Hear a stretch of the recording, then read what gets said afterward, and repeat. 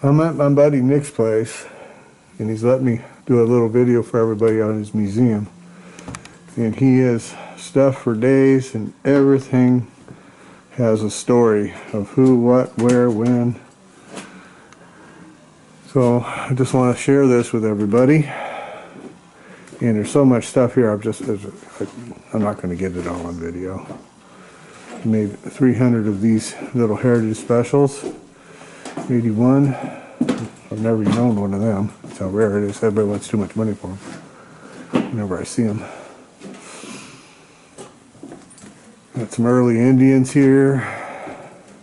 You tell me about all of it, but I'm just going to give you a view. You're going to have to come and see him if you want to have the detailed tour. On the day he's not busy, he'll run you around and tell you about all the stuff. But he was telling me on the early hill climbers, they do the bald tire trip on purpose because they were picking up rocks and slapping them in their face.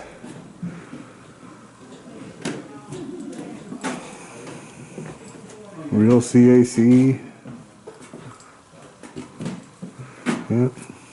And a hill climber, how often you see that? WR, KR, bunch of XR 750s. This one's new old stock. No brakes. Got it straight from the dealer. Another XLR.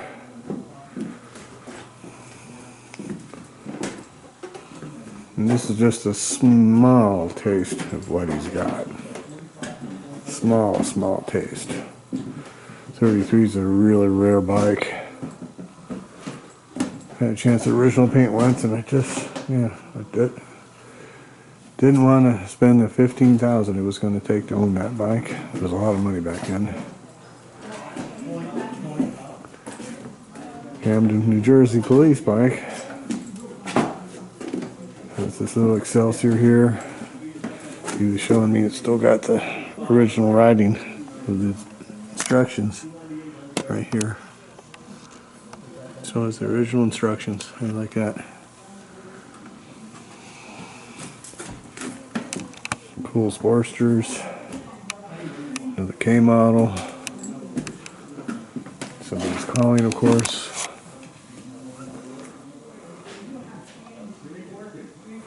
Get that later. The original paint 40 right there. And Softails, little Sturgis, Panhead, some early Harleys here. And Lonnie got together and completed them things. A couple of 9s. Last year the strap tanks.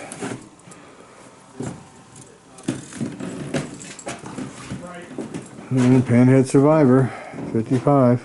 Completely wore out, but it's all there. It's a 39 there. Well, Mickey was telling me this doesn't have the Harley numbers in the cases. This has the district numbers. If you go back through the videos, I talk about this. They were making so many machines during the war that they didn't want our enemies knowing how many machines we were making. So most of the bikes went with no numbers, or in the case of it went to a base, it had special numbers for the base. It didn't have 42 WOA, blah, blah, blah, blah. It had the base numbers. So this one's DC, yada, yada, yada. Because it went to a DC assignment. I can't say it was a base, but wherever it was assigned, it had numbers for that assignment. Whether it was a base or, a district, that sort of thing. But there's living proof of it right there in this motorcycle. You don't see too many of them because they've all been renumbered up and sold. But that's a real one right there. Cool little knuckle bobber. Some cool stuff in here, boys. Cool stuff.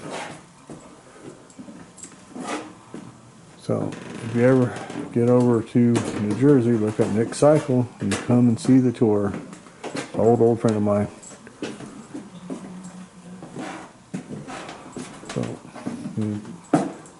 So far, nothing's really for sale, but he'll trade you. Yes, he will. that's that. And I mean, it's impressive. I mean, this is just a small taste, very small taste.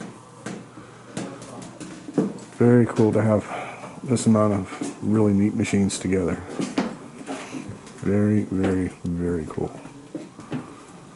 So we will see you guys on the next video.